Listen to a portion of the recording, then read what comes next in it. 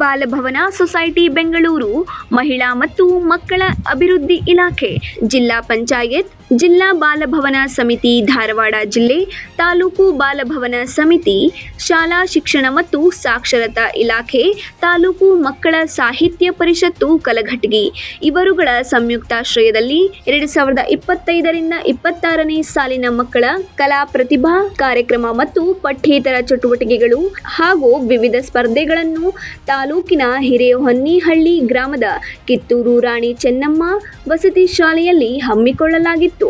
ಸ್ಪರ್ಧೆಯಲ್ಲಿ ಭಾಗವಹಿಸಿ ಪ್ರಥಮ, ದ್ವಿತೀಯ ಹಾಗೂ ತೃತೀಯ ಮತ್ತು ಸಮಾಧಾನಕರ ಸ್ಥಾನವನ್ನು ಪಡೆದುಕೊಂಡ ವಿದ್ಯಾರ್ಥಿಗಳಿಗೆ ಪದಕ ಹಾಗೂ ಪ್ರಮಾಣ ಪತ್ರಗಳನ್ನು ವಿತರಿಸಿ ಸನ್ಮಾನಿಸಲಾಯಿತು.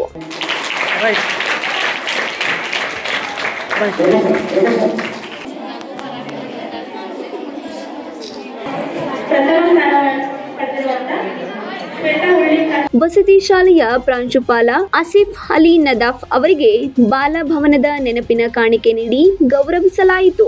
ತಾಲೂಕು ಮಕ್ಕಳ ಸಾಹಿತ್ಯ ಪರಿಷತ್ ಅಧ್ಯಕ್ಷ ಸೋಮಲಿಂಗ ಒಡೆಯರ್ ಅವರು ದೇಶಭಕ್ತಿ, ನಾಡಭಕ್ತಿಯ ರಂಗಭೂಮಿಯ ಗೀತೆಗಳು ಮತ್ತು ಸಂಭಾಷಣೆಗಳನ್ನು ಹೇಳಿ ಸೇರಿದ್ದ ಎಲ್ಲರಿಗೂ ರಸದೌತಣ ನೀಡಿದರು.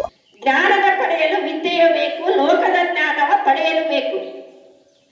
ಸಂಸ್ಕೃತಿ ಎಸಗಲು ವಿದ್ಯೆಯ ದಾರಿ, ವಿದ್ಯೆ ಇಲ್ಲದವನ ಬಾಳು ಕತ್ತಲ ದಾರಿ, ಅನೇಕ ಸಮಸ್ಯೆಗಳ ಸವಕಲು ದಾರಿ, ಮುಕ್ತಿಯ ಹೊಂದಲು ವಿದ್ಯೆಯೇ ರಹದಾರಿ.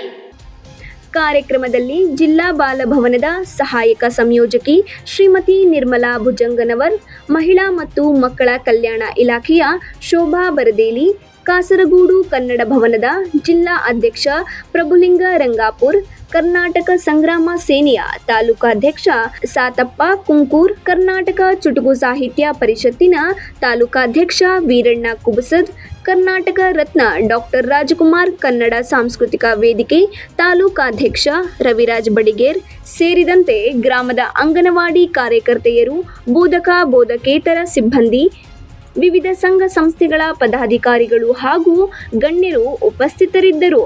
Ilyas Gidadandanavar, 9 live news, Kalghatgi.